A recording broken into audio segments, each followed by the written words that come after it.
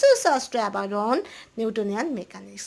কেন Heisenberg uncertainty principal তোমার Newtonian mechanics বা ক্লাসিক্যাল মেকানিক্সে ফলোড হয় না? কেন হয় না? Y?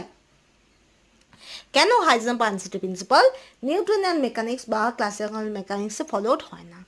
We can disregard the uncertainty principle for the motion of macroscopic bodies. তাহলে আমরা আনসার্টেনিটি প্রিন্সিপালকে আমরা ইউজড আপ করি না in the case of classical mechanics. তার কারণ হলো আমরা হাই সাইজ ম্যাক্রোস্কোপিক বডির মোশন কনসিডার করছি।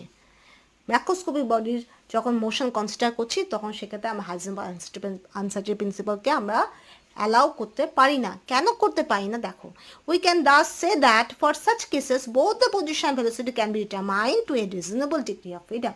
তো দেখা যায় যে এই ম্যাক্রোস্কোপিক বডির ক্ষেত্রে আমরা পজিশন এবং মোমেন্টাম অথবা বলতে পারো পজিশন আর ভেলোসিটি আমরা একই সঙ্গে সাইমেন্টাসলি